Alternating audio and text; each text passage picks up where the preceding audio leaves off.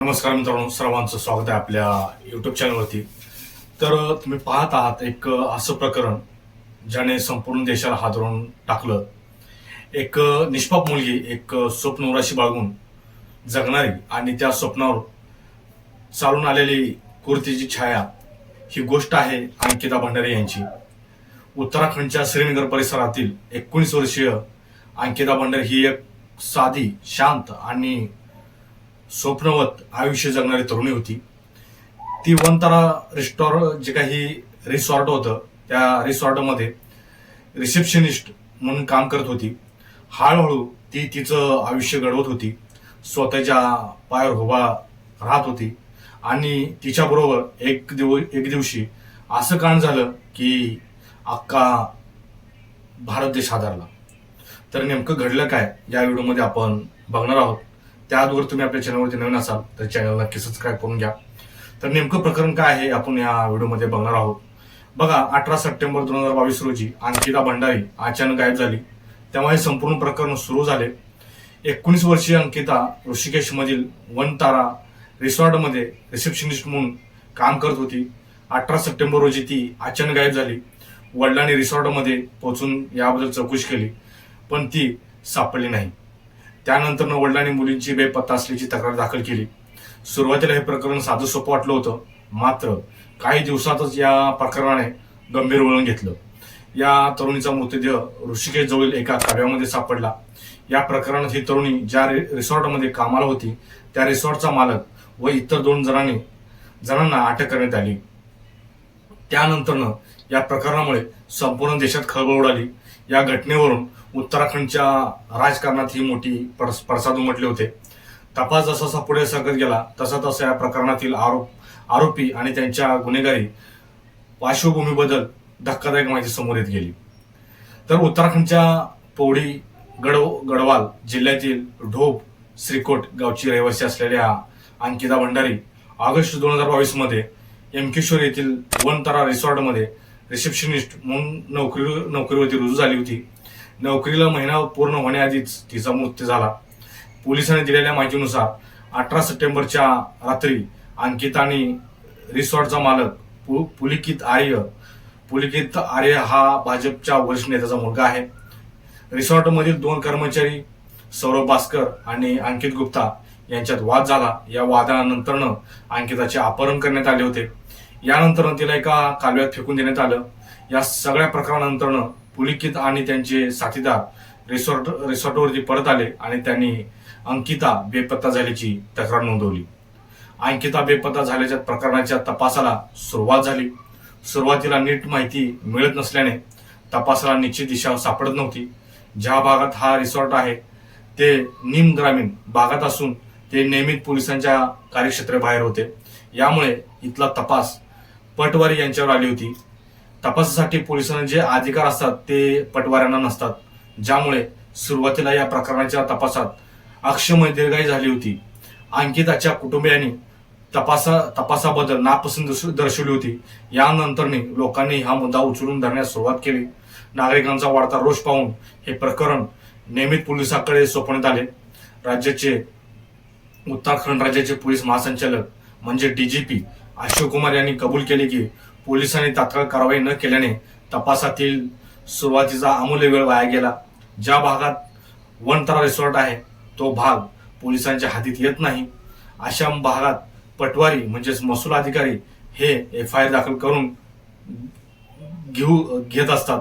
Resort मालकानेच Ankita बेपत्ता झाल्याची तक्रार केली होती, ज्या आधारे FIR नोंदवण्यात आली होती. तर बघा पुढे काय झालं. अंकिता बेपत्ता झाल्याची माहिती सगळ्यात आधी तिचा जो काही मित्र होता पुष्प, त्याला मिळाली होती. त्यांनी सांगितले की 18 सप्टेंबरच्या रात्री अंकिताने त्याला फोन केला होता. ती त्याला सांगत होती की रिसॉर्टवाले तिच्यावर VIP ना खास सर्व्हिस देण्यासाठी दबाव टाकत आहेत. हीच बाब अंकिताच्या हत्येसाठी कारणीभूत ठरल्याचे नंतर तपासातून सुद्धा उघड झाले आहे.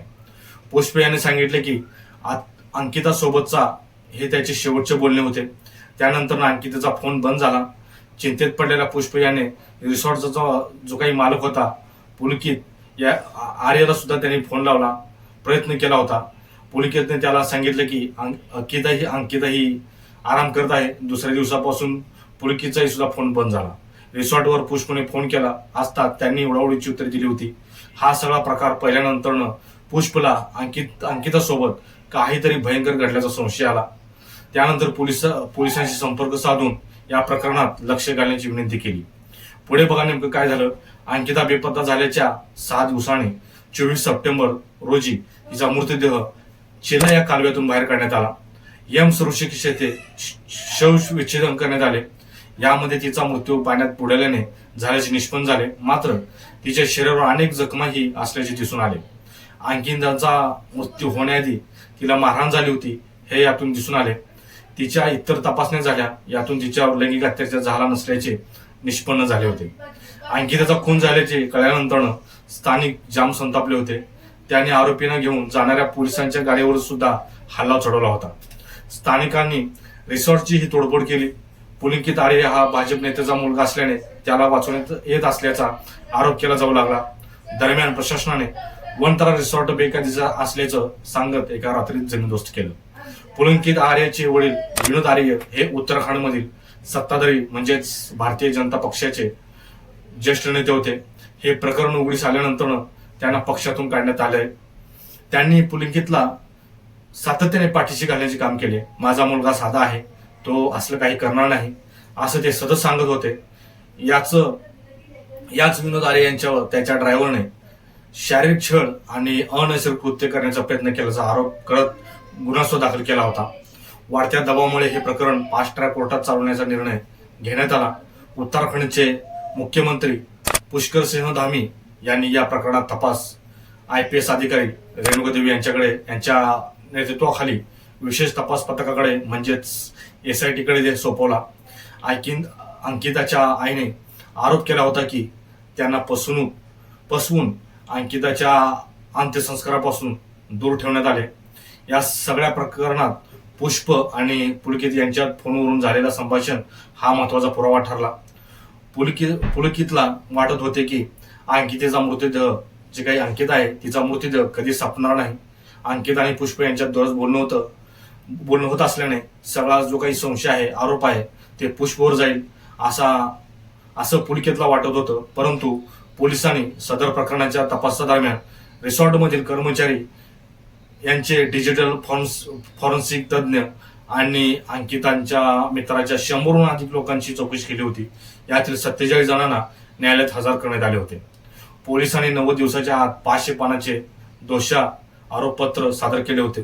सरकारी पक्षाच्या वकिलांनी युक्तिवादादरम्यान सांगितले की अंकितावर शारीरिक संबंधासाठी आणि VIP ना सर्व्हिस देण्यासाठी दबाव टाकला जात होता. चॅट्स, ऑडिओ व्हिडिओ रेकॉर्ड आणि साक्षीदाराच्या जबाबातून या दाव्याला पुष्टी मिळाली.